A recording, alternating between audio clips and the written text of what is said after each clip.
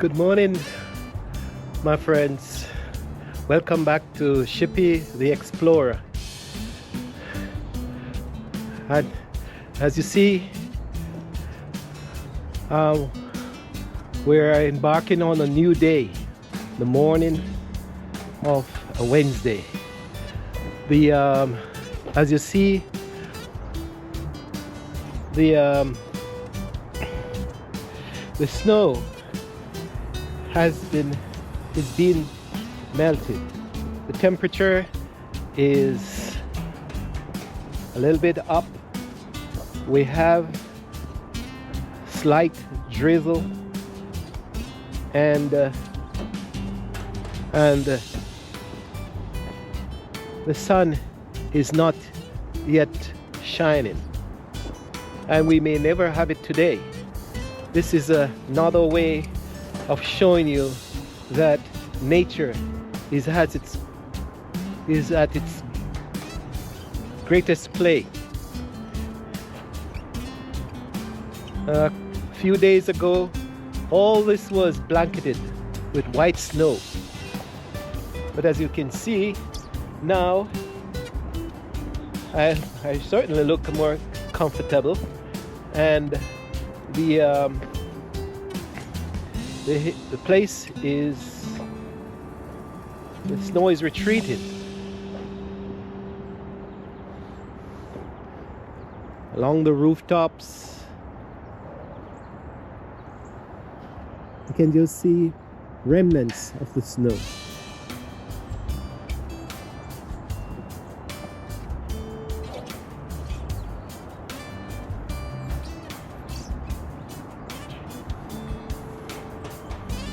Now you can see the garden. It's as if it's spring in our neighborhood.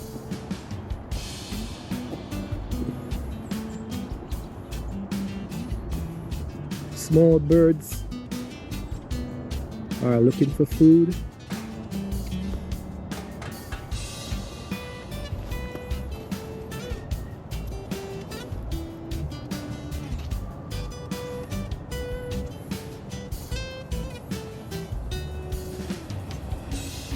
Nature is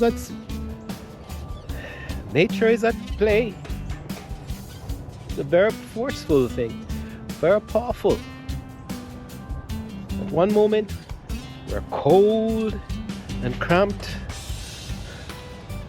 The next few days, we're warmer, and everything is in a cycle. Our emotions are in cycles. Our love affairs are in cycles. The sun and the moon and the star and the earth and the planets, they are in cycles. The weather is in cycle. This whole creation is in cycle. It's amazing.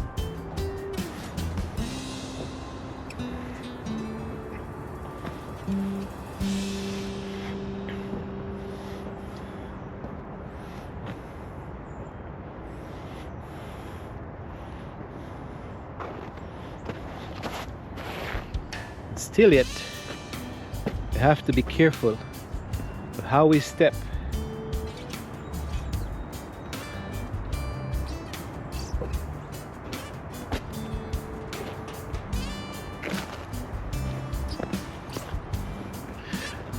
I'm going exploring, but I think I should take a staff with me, like Moses and his staff.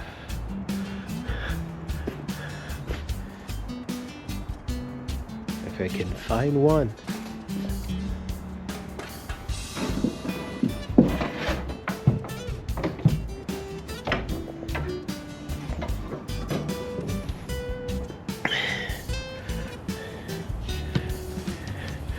Quite long, but it will help to sturdy my step as we explore.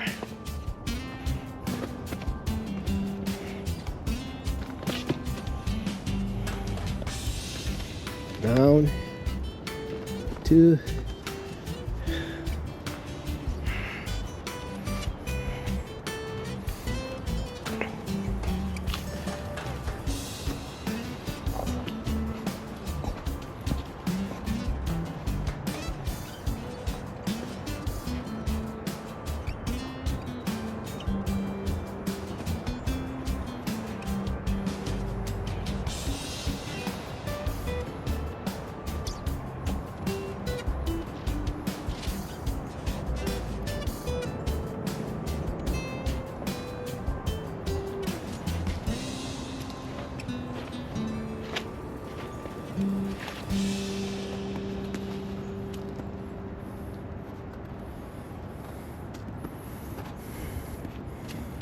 into the valley we go again, folks.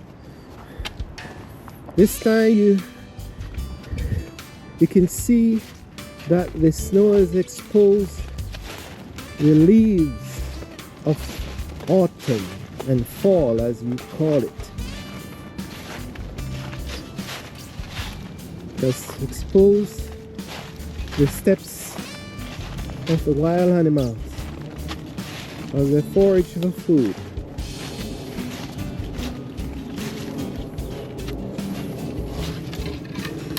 Parts of it is muddy and jagged, wet,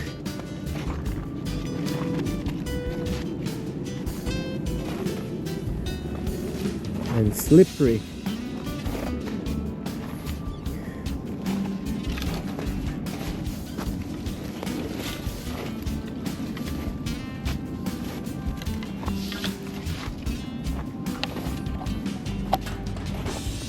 But with the snow retreated, we can certainly see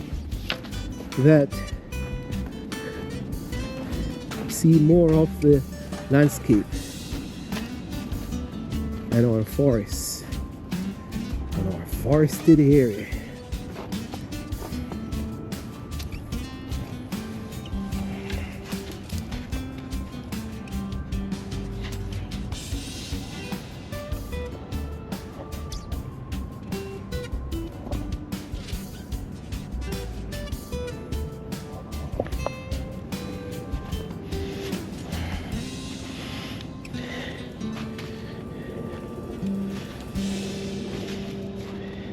As I said before, we live in an area that it's fluctuating weather. Cold one day,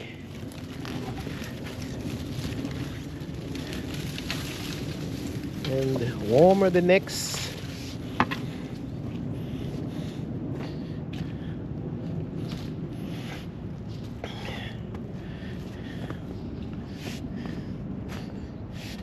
But still beautiful.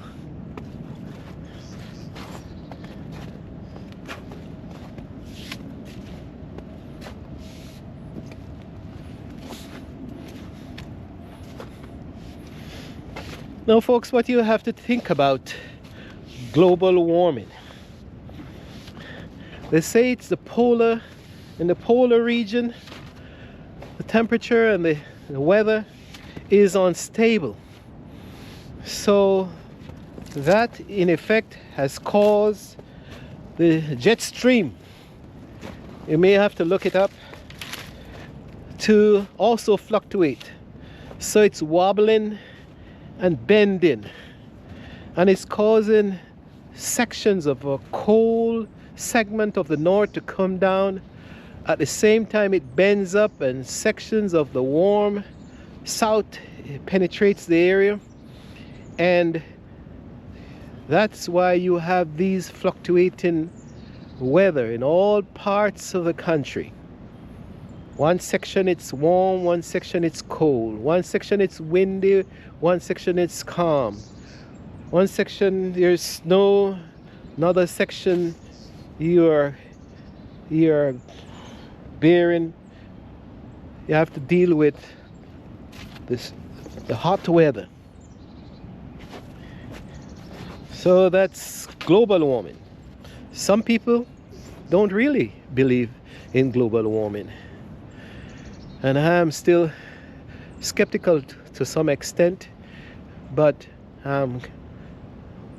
as a person who tries to understand these things, I am getting better in reading about it and understanding it. And sometimes I believe it, and sometimes I don't. And as I said before, sometimes I rely on nature, the animals, the insect.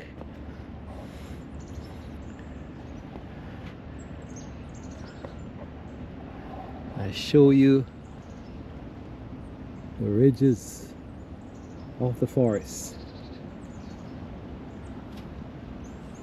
my friend. I show you the struggles that the animals do to get through here, as I am struggling also to get down into this valley.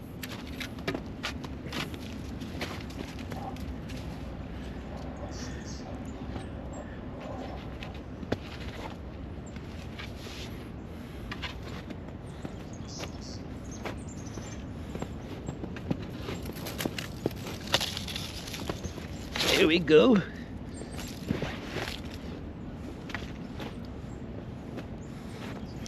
Taking my time, hoping not to fall.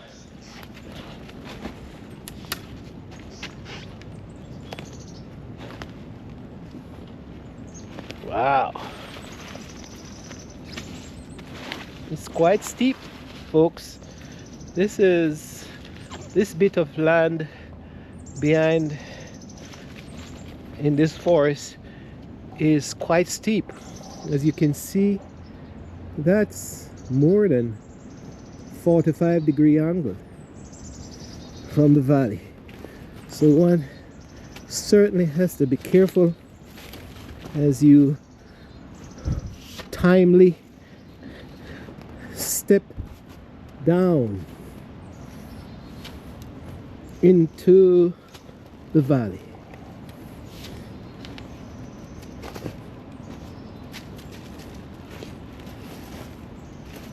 But I'm determined this morning to show you this aspect of life in another country, in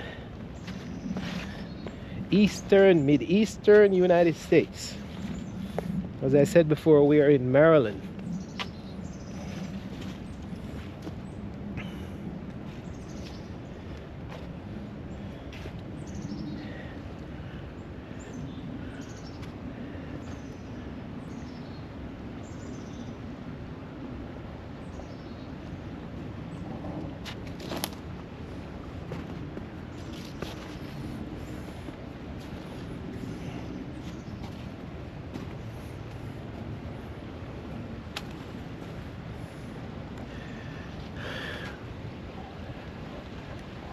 Now you would think that this place is deserted, empty, no people. But over the years, especially in summer, this is called a beech tree. And on the beech tree, you'll find lovers. People who are in love, they'll come and they take a knife and they carve their name, their initials on this tree.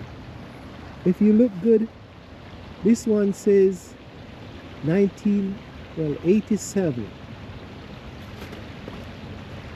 This one says a heart with a J and I in it.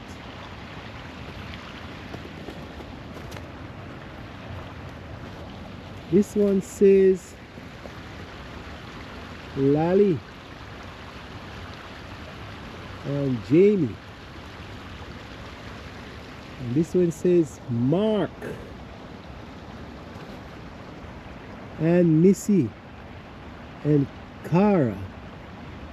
Now the beech tree is very unique.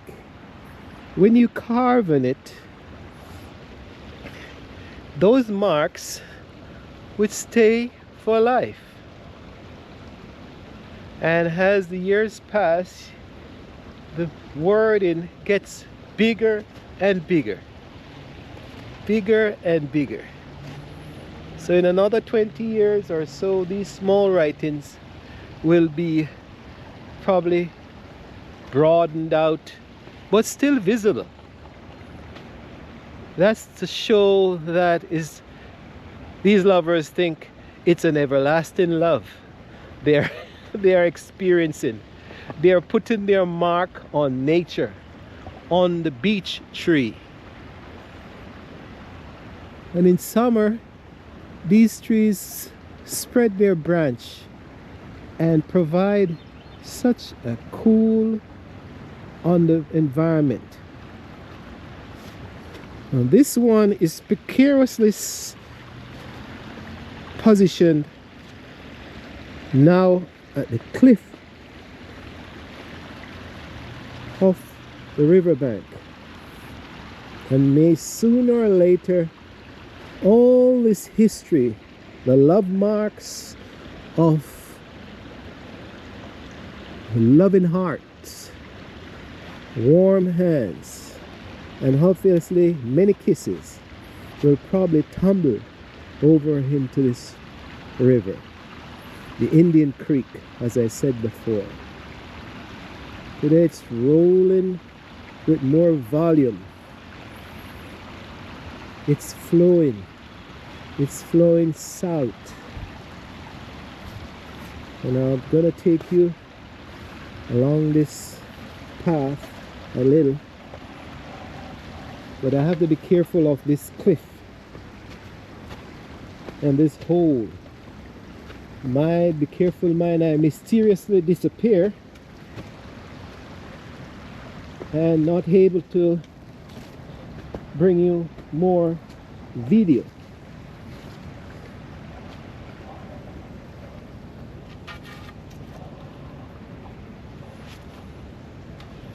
So let me timely take myself up with my staff.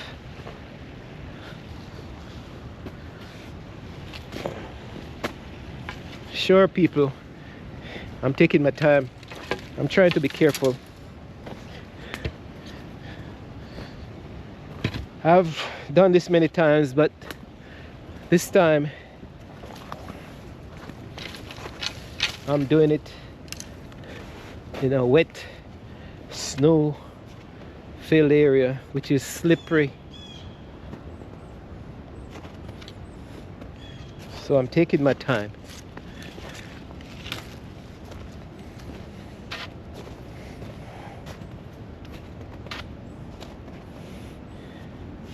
Now this valley is important to a lot of us because we would often come down here in the summer, sometimes in the winter, and just listen to the flowing waters of the river, and it gives such a soothing effect on our soul. You can reflect on life. You can reflect on business. You can reflect on nature. And that's what nature has, that's what the natural environment can do to you. Allow you to reflect on even the spiritual part of yourself. Now, whether you're God-fearing, as I said before, you're an atheist or you're agnostic, you have to give credit to nature. because it's there in your support.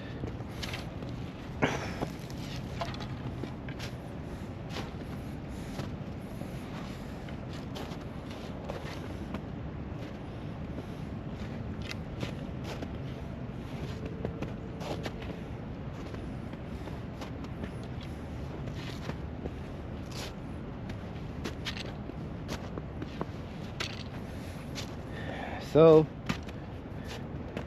I'm really taking a walk in the park, in the forest, along the river bank.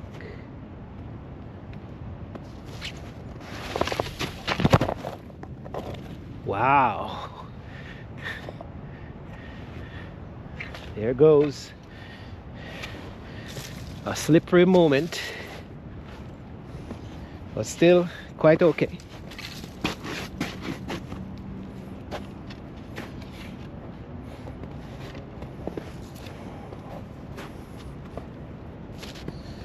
It's a good thing I carry this stick.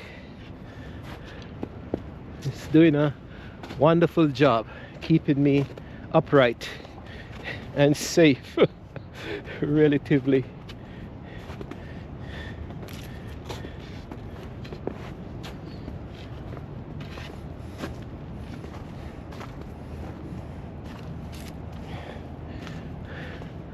I might have to go another way, folks, when I'm going back home. Now, as we approach the river, now we're gonna see some Canadian geese down there.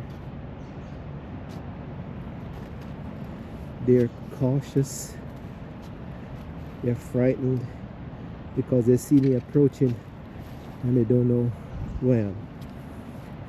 In a previous video I did, I talked about the forest below my house, and I talked about the fact that two rivers meet down here.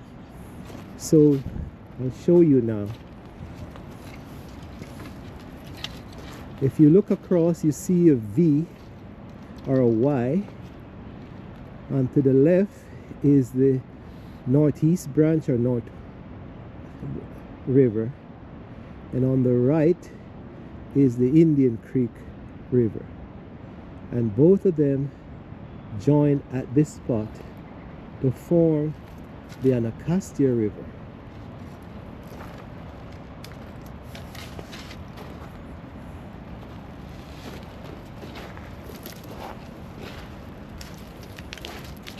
And the Anacostia River flows south through parts of Maryland into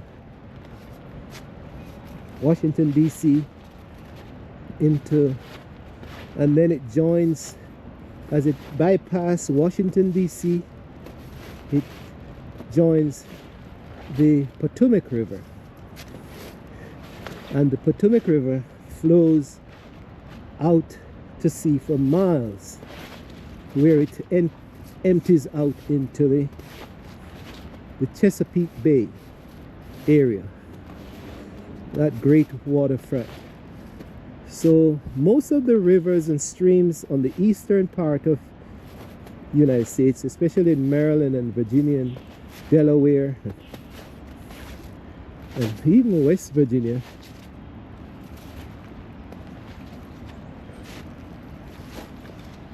converge and go into the Chesapeake Bay, where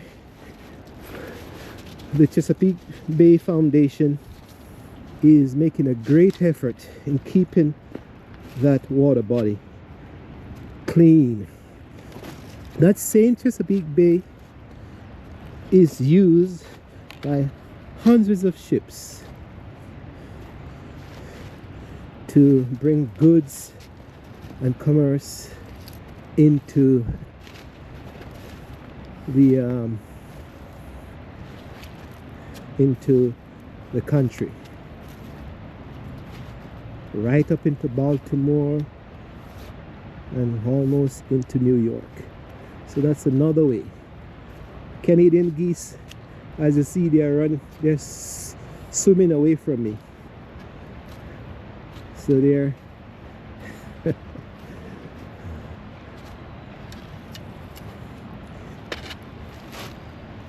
so now I can show you the why. Here we go. Indian Creek on the right, northeast branch on the left. And I've never been able to understand why the northeast branch is always clearer in nature. Cleaner water seems to be coming from that stream more than this stream. I'm not sure if it's because we have a lot of industries, garages and mills and things in this area. I don't know if that's the reason, but that is converged together and forms. You see, all of a sudden the river gets wider.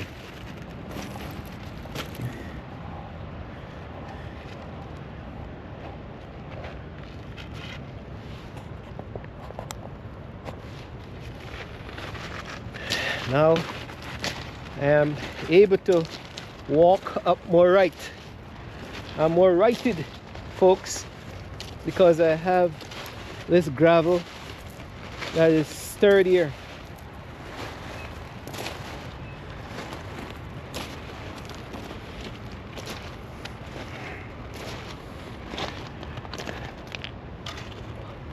Hope you're enjoying this walk, folks. Hope I'm taking you into another realm of this world, an area that you may not have seen, or you may not be able to, or maybe one day you'll visit, but if you can't come, hopefully you're enjoying this. Now if you look at my height and I turn around, I'm going to show you that bit of rag. And that bit of rag is maybe 2 feet above my head. So you know what that means? Last week when we had lots of rain, this whole valley, if you look at my stick, my staff, it's way above my head.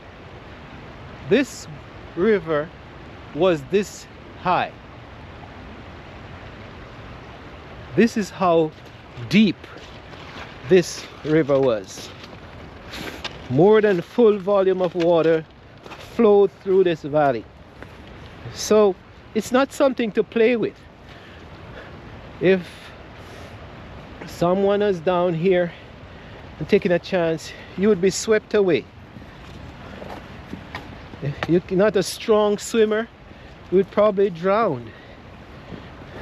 Sorry to say, but that's part of the problem. A part of nature, not part of a problem, really.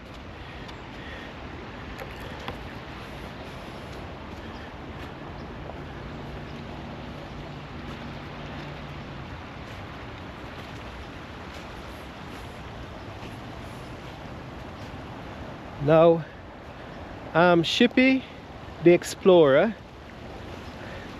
If you like my video, give a thumbs up. If you like it, make comment and even subscribe. Shippy the Explorer, because I'm coming to you clear as ever. Now, as an explorer,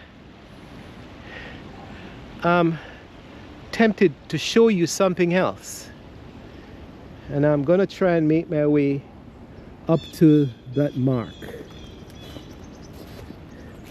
taking a different path.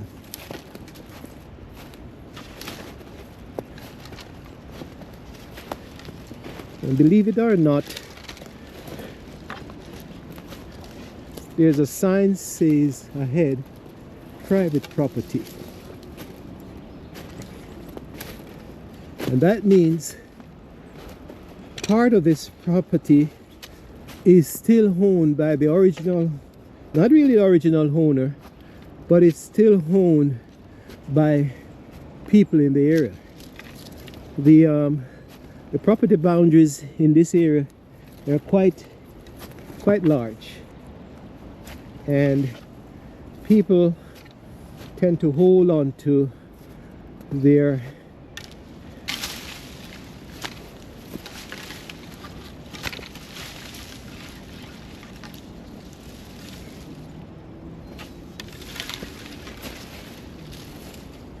trying to get over this hump. Maybe I shouldn't go up there. Now this is what I want to show you, folks. This is a granite marker, and when the pioneers, the explorers from Europe came, especially in Maryland and Virginia, they planted granite markers to mark out the large areas, say for instance Maryland and Virginia. And these explorers or colonizers would sometimes not really drive the Indians out of the area, not at first, but they would explore and set these boundaries. So that's one of the original markers of, it's a somewhat of a surveyed object, surveyor's object, to show the boundaries.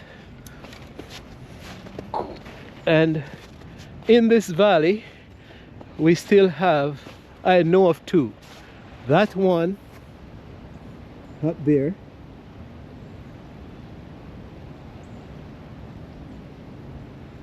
and there's another one on the other side of the northern end of the river.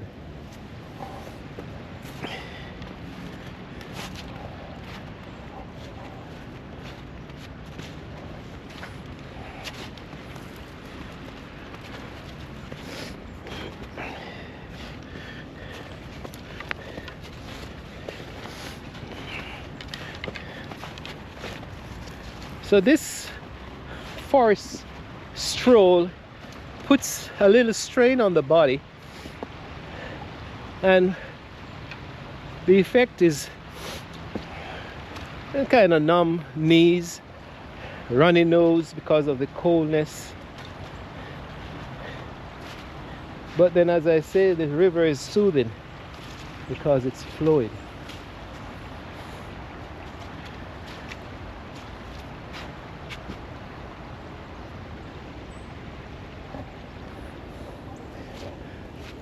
I give you another perspective of the hillside.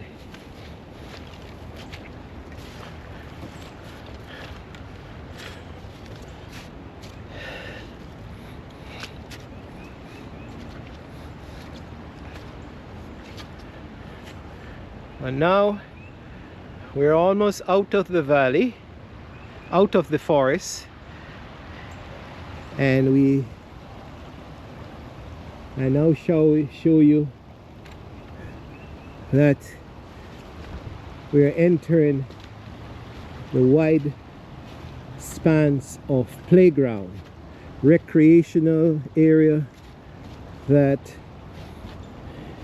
all the citizens of the community can come and enjoy. There are picnic grounds, playgrounds, rides for the kids, swings, areas to play football and soccer and volleyball. areas to walk and observe that the flood, based on that rubble, that broken bits of wood and tree, shows how high the river was a few days ago. Now this is called the Anacostia River, and at that time it was raving mad. It was plummeting down towards the sea.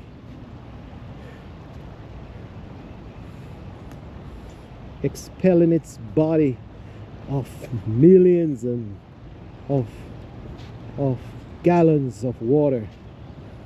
Now it's calmer. It has left sand deposit and gravel deposit over there. It's almost like a beach. In the summer you can come up and put your blanket over there and just enjoy the water. You can have the kids wade in the water. The water is cleaner. About 20 years ago, the chemists would advise us not to swim in the water, but it has gotten cleaner. So a number of people are using it to just wade in.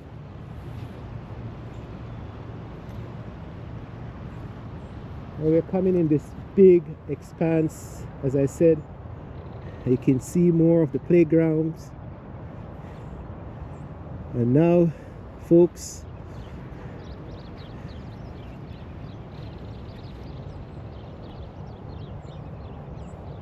now we are looking back up into the valley, up into the forested area where we just came from. And believe it or not, that's the park authorities. They can drive through. The road is wide enough. And here is a better view of the airport that I spoke of some time ago. College Park Airport. Ta-da! As I said before, this is the oldest operating airport in the world. The first set of planes were brought into this area to demonstrate to the government that plane was the new thing. The early part of the 20th century, maybe 1903, up to 1912, the Wright brothers would demonstrate, and the government actually eventually discovered that the thing called aeroplane, we say plane in America, here goes the metro line, 2 at the time. Oh, beautiful. Wow, how rich is this place. The government actually realized that the aeroplane can be a very instrumental or beneficial machinery to take letter, people and mail and goods at a faster rate.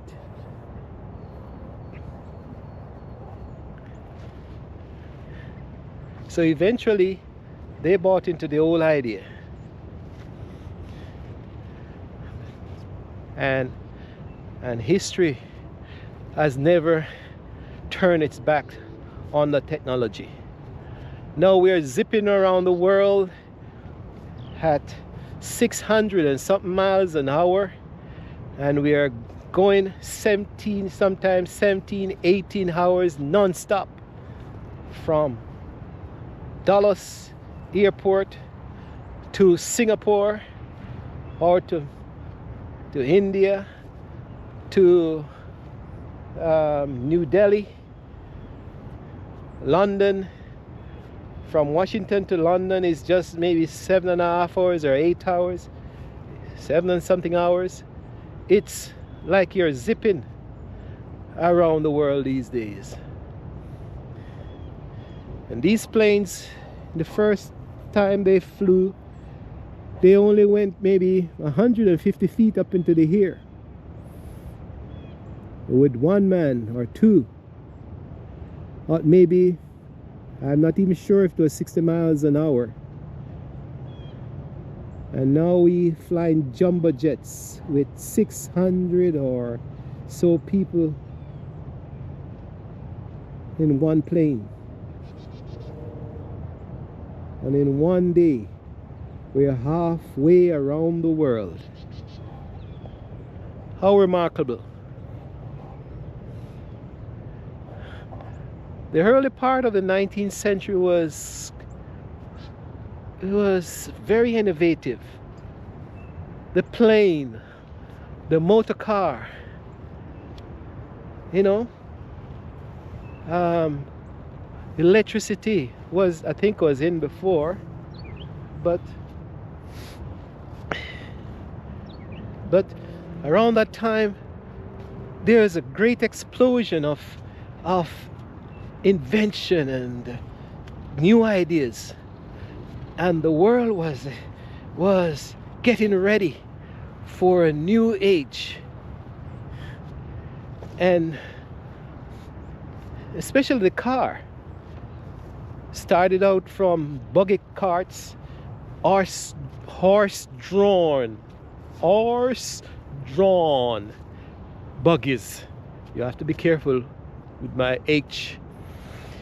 And suddenly the discovery of oil, and they found out that steam engine wasn't efficient, and the gasoline engine became the norm.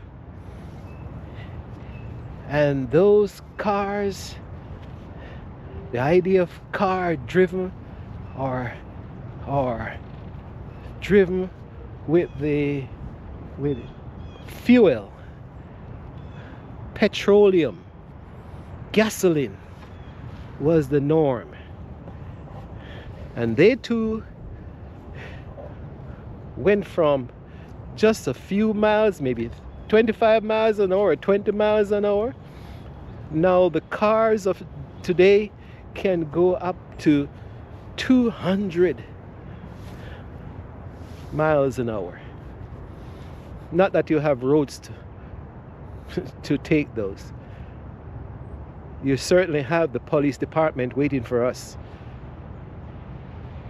But at 200 miles an hour, even the police cars sometimes probably can't catch these guys. The only thing is that we don't have a long stretch of road to flee from the police. So eventually, with helicopters and radio and all that, you'll be caught. So don't drive, not encouraging you to drive 200 miles an hour. Don't test that engine. Don't test those engines.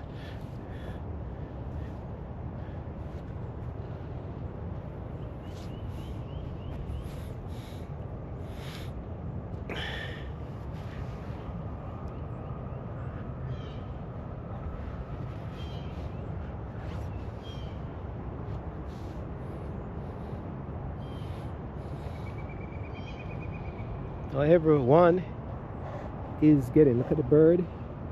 That's the woodpecker. She's moving from one place to another. He or she thinks it's probably spring, getting ready to mate and to build a family and continue the next generation. It's part of nature. Part of nature.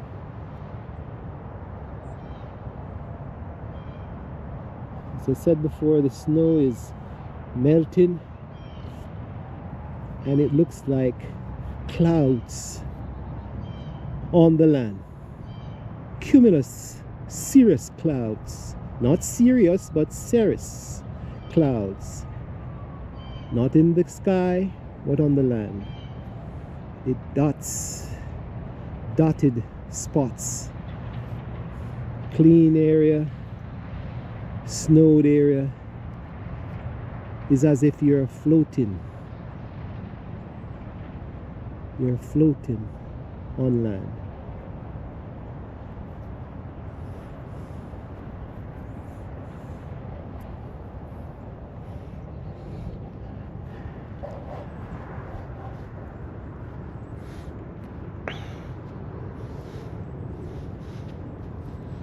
Now, Shippy the Explorer will tell you, let me show you something. Now, even the trees are getting ready for spring, because as the snow comes and spring comes, these are called bulbs, and they are not dead, but enveloped or encased in these bulbs are live leaves, and as spring comes they will burst open and new leaves will form, and this tree that seems like it's dead now will once more be in full bloom of green leaves. I give you a story, and it came from my mother. The first time she came to this country, she came most likely in winter, and her comment, her big surprise in the United States, was that why these people keep all these dead trees. Why they keep all these dead trees? Why they don't cut them down and burn them? She didn't understand at the time that she was in the temperate zone, where these trees are deciduous trees and they shed their leaves in fall, and by November or December, the last bit of most of these deciduous trees have shed their leaves and look desolate and dead. But they're not dead, folks. I guarantee you, if life's spare, I do another video in a couple of months, and you'll see how vibrant these trees are. I'll show you now this valley. I told you this valley is remarkable. Here's a cargo train as it pulls through the valley.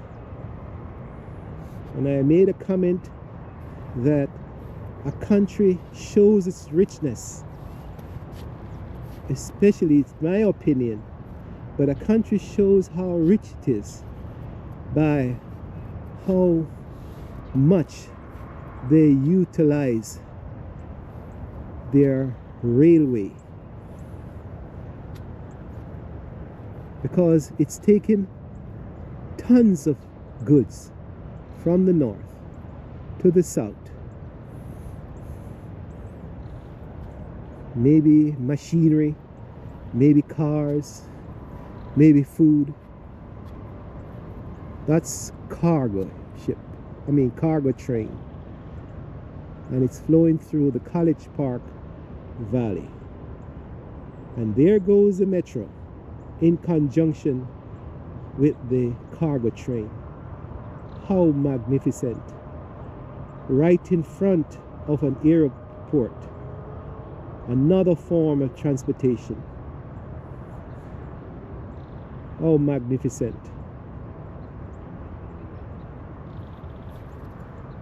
As I said before, if you can afford it, to rebuild your train tracks, improving them, it's good for your country.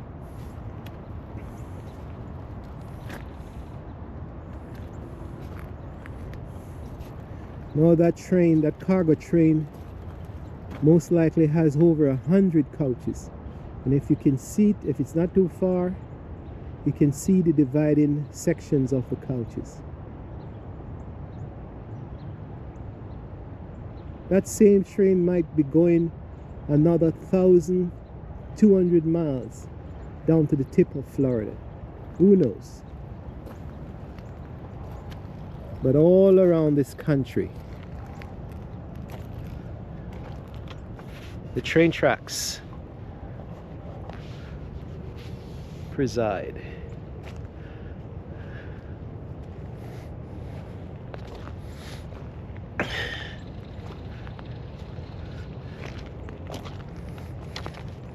Well, let's talk about life a little bit. Are you feeling good? Are you feeling excited about this new year? I know some are facing difficulties, health-wise, pain, surgery, some even death in the family. But I encourage you, even when it's difficult, celebrate your loved one's life, and I'm sure it will be easier. And in other times, prayer is also good, because it helps to set your mind in a frame that you're able to think clearly, make better decisions. Pray to God, pray to Allah, if you may, or get into a quiet place and just meditate.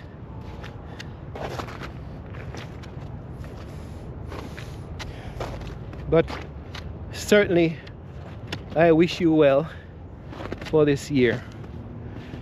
All the best.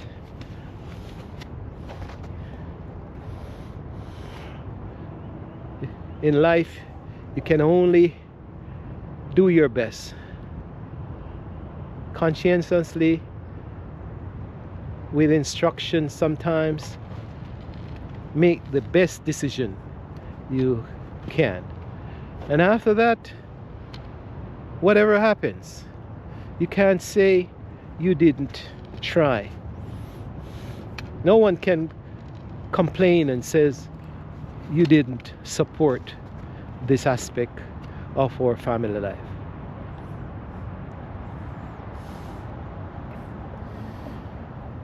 I show you another cute structure. As you move from this screen to this screen, you notice that suddenly the tree lines get short. And in this short section, you have that flashing red light. One over here and one over here. And what that does, over the years, the authorities have made a concerted effort to trim these trees. Now, as you go to the right, you see how the trees are tall. So they trim these trees so that the aeroplanes can approach without being obstructed right through this valley, right down, and it comes right down and lands. Or it can take off and go up through this area. Now this is the eastern part, and then you have a north, I think it's northwestern path. So planes do approach from that side or from the other side.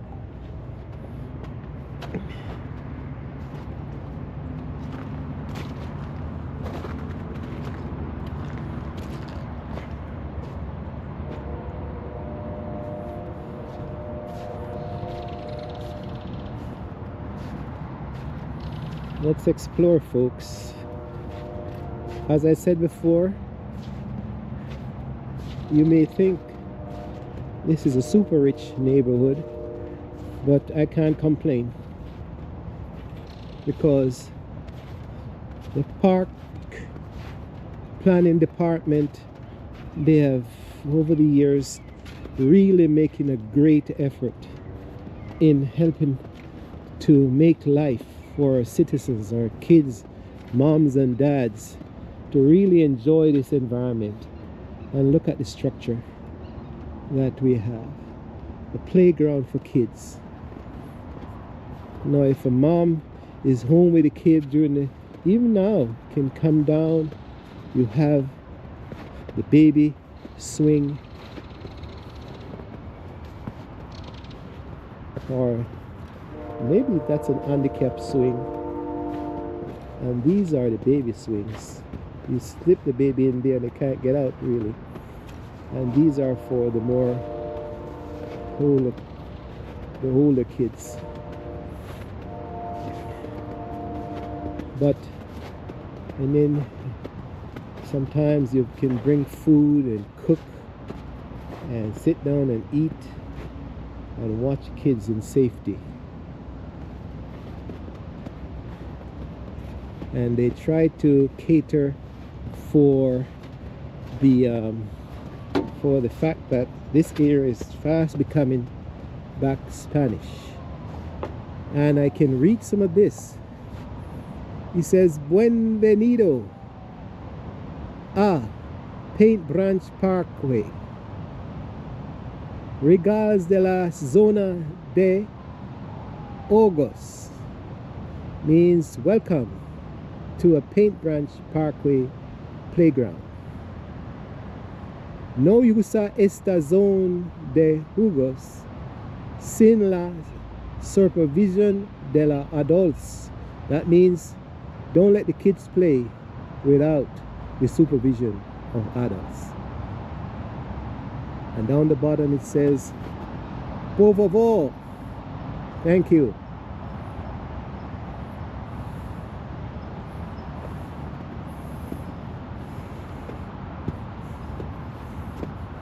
So they can't say, if it's a Spanish family, a Latinx, really, that's a new term. They can't say they didn't know. The instruction. Can't say they didn't know the instructions.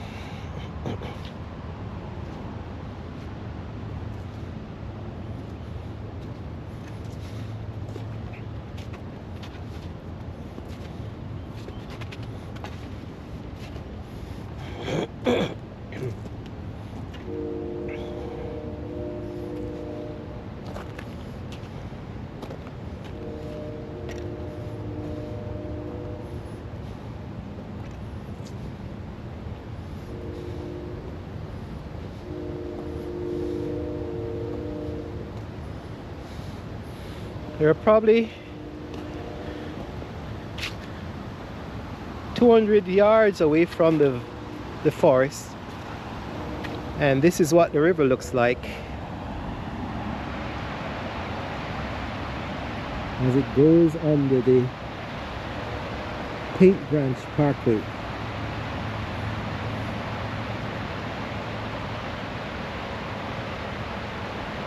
can hear the sound, folks. Take it in. Make your soul feel rested. Massage with the sound of the rushing water as it cascades its way to sea.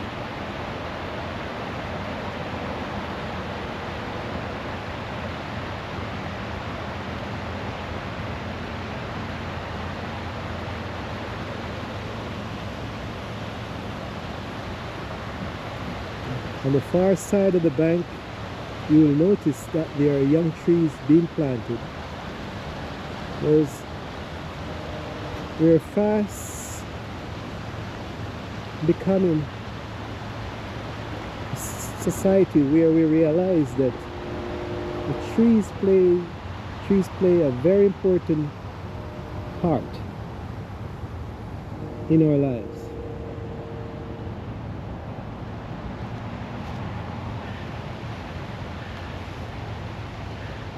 Trees takes in both carbon dioxide or oxygen at a lower extent, but it puts out more oxygen. It takes water from the soil and dissipates it through the leaves.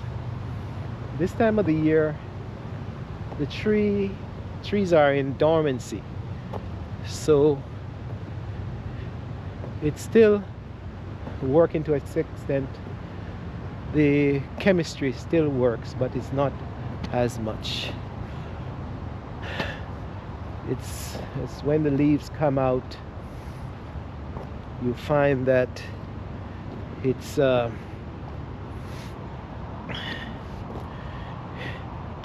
all that activity takes place. So the oxygen it provides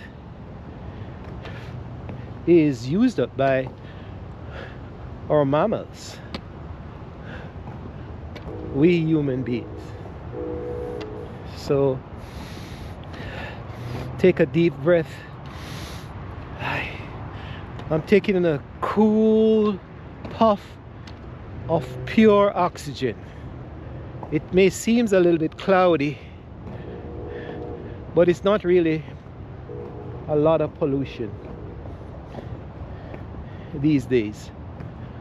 The air is getting cleaner and cleaner as we go along in the United States and in other parts of the world.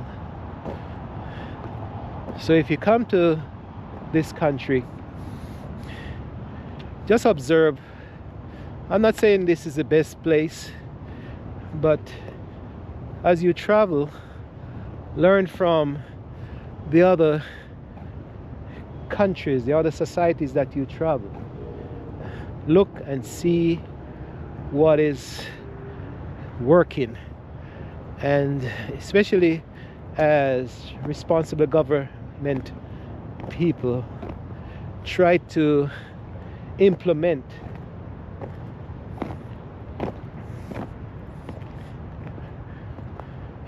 things that are good for your citizens, for the environment, for the air,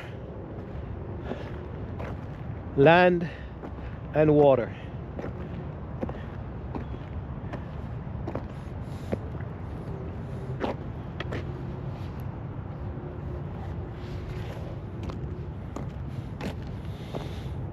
Now I'm walking more upright because I'm on the road. I'm on a paved section of the neighborhood.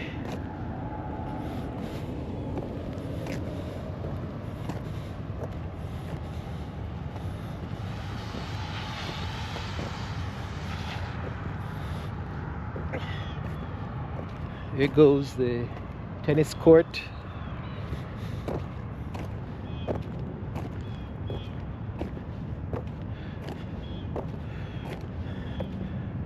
This valley has a lot to offer. This park has a lot to offer. If you look, you have what they call a Calvert Road disc golf. It's a frisbee. You come and you throw these discs from area, and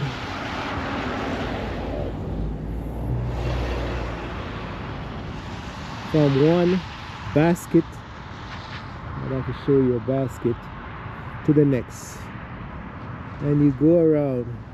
It's a frisbee playground,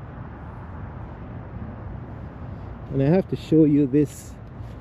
About 5 years ago, the authorities commissioned a wood carver to create images in this valley, and these trees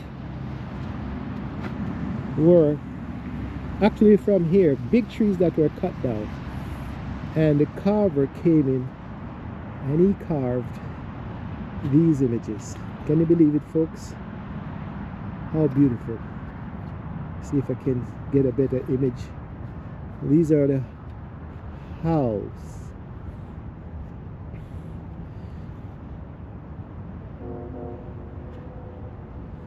And after he carved them, he treated it with some kind of chemical to preserve it, prevent it from rot.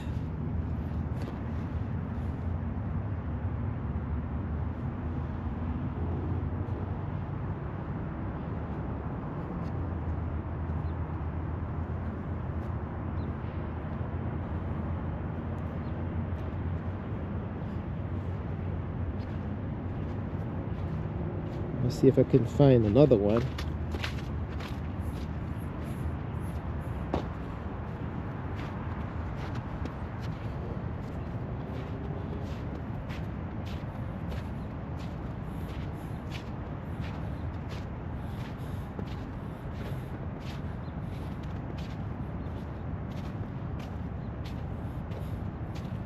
Here we go. This is one of the baskets. Metal baskets where you throw the frisbee from a distance, and the aim is to let it get caught into this. And I think the whole idea is to see who can get around this course with more success of getting the frisbee into these baskets. I'm not sure of the rules of the game. You can make comment, but it seems like it's a relaxing game, similar to golf, where you can play and talk and plan or discuss business, you know, or just be pure competitive person in nature. And this was one of the first carving the gentleman did, where he carved out the arms and fingers to demonstrate that this is a frisbee. Look at the plate up top.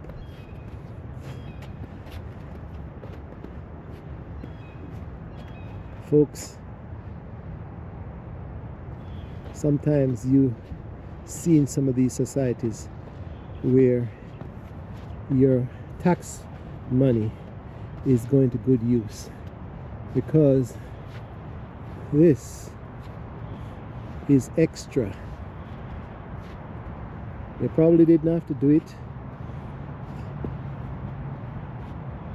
but it shows the society making life more interesting.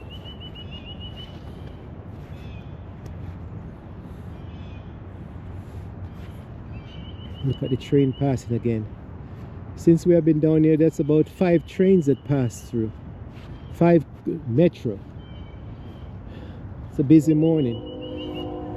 You can hear the sound of the cargo train. The only thing that's not moving this morning is the plane. Most times they fly out in the evening, and once in a while a plane comes in the morning. But these are sometimes private folks that they have the money to purchase a plane that they can fly, sometimes for business and sometimes for just leisure or pleasure.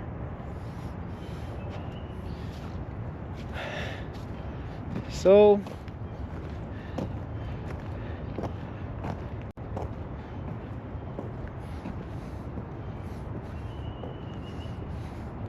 folks,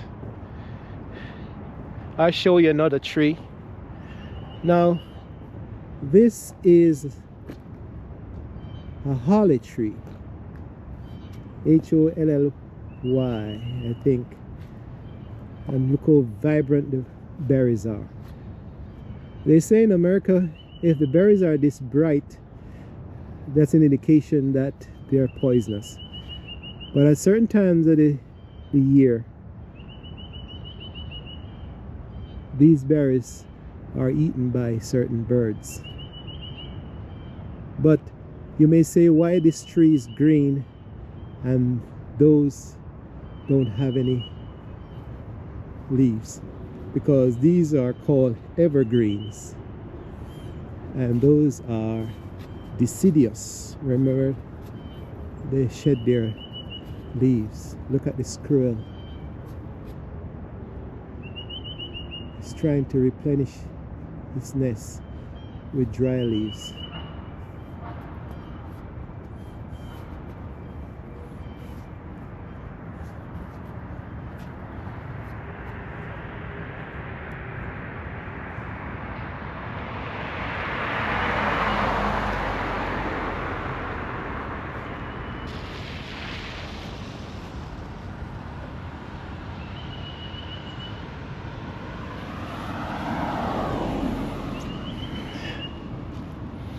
Alright folks, so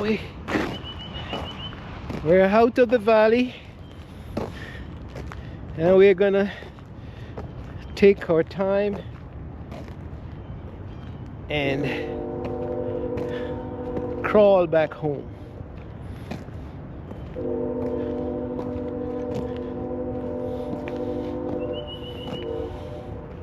You can see the recent planting of young trees along the road. And now you can see how the tops of the trees are truncated to allow the planes to come in so that they could land over at the airport.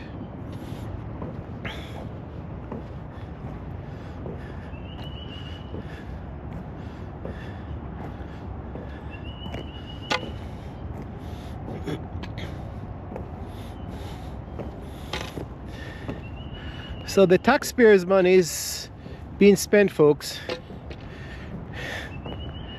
It's being spent, and sometimes, most of the times, you have to be pleased of what is taking place. As the local government, state government, they do a concerted effort in keeping the environment clean and in good living condition. Now I'm going to show you the light that guides a path for the plane to come into this area. You can see how the trees are kept shorter.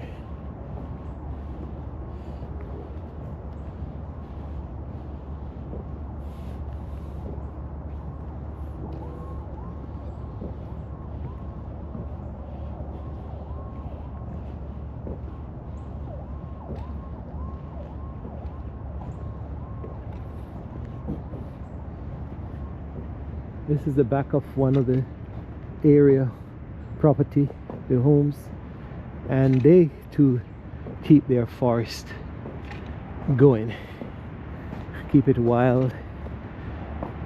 And in the summer it's It's beautiful. Now we're coming up to the main road of Kellenworth Avenue, where the morning traffic is busy. Hustle and bustle of a developed country. Someone is always going somewhere, always doing something.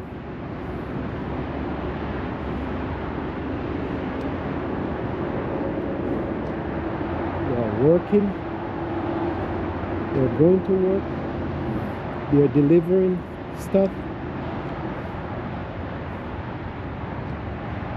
It's night and day of activities in the United States.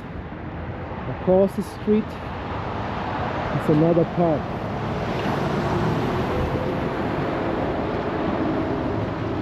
So, as I said, this country makes a great effort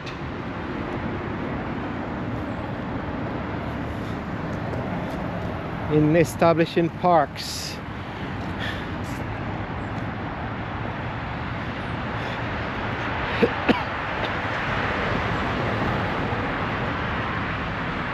And this is, as you can see, we have recently done some new development and putting in sidewalk, concrete sidewalk, curbs, mark the streets, and put in water control, groundwater, a surface water control device, where we don't have the water just flooding the neighborhood, but it comes into a catchment at a certain rate and it dissipates down into the valley, and the valley streams goes to join, all these little streams go to join the bigger streams, and it gets bigger and bigger till it reaches the Chesapeake Bay. And the Chesapeake Bay is part of the Atlantic Ocean. So that's the drainage system in this eastern part of Maryland, in particular, where we are.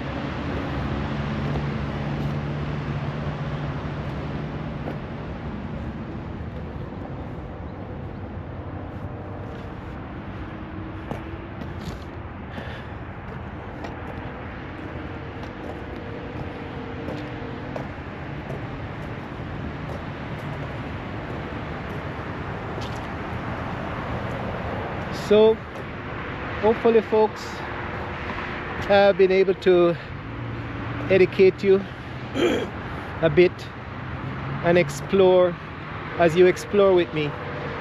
As I said, I'm Shippy the Explorer, and I may never have told you, but I was once a teacher, high school teacher, and I think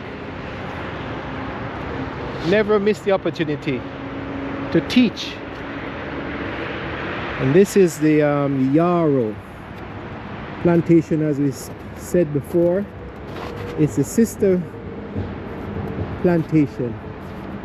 200 years ago, this old here was a smaller plantation to the to the larger plantation on the other side of the river.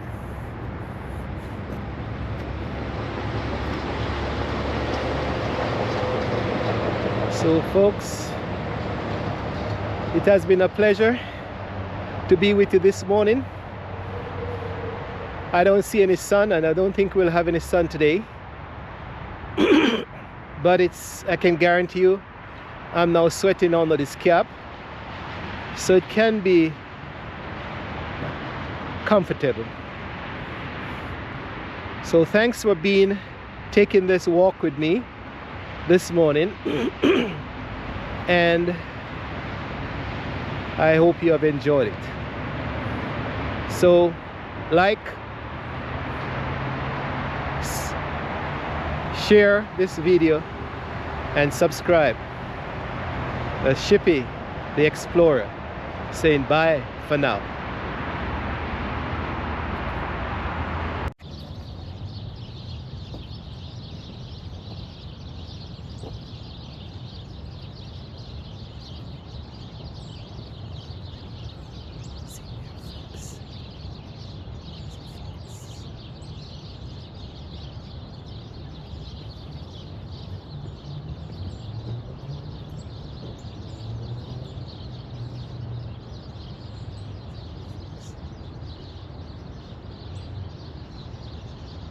He told me I was gonna see him. And there he is.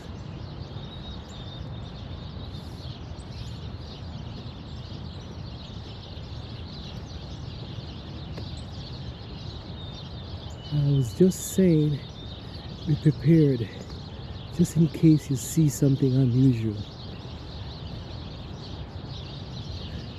And there he was. There he is.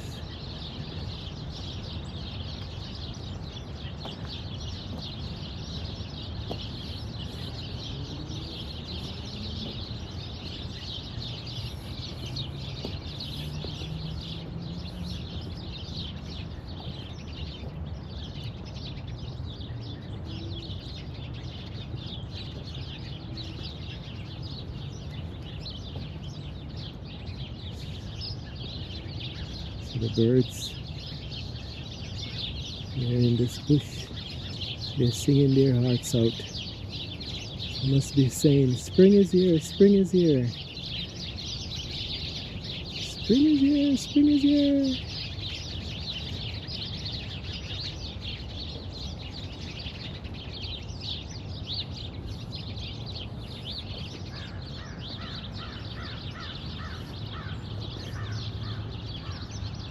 Oh, even the birds and the animals are happy to see.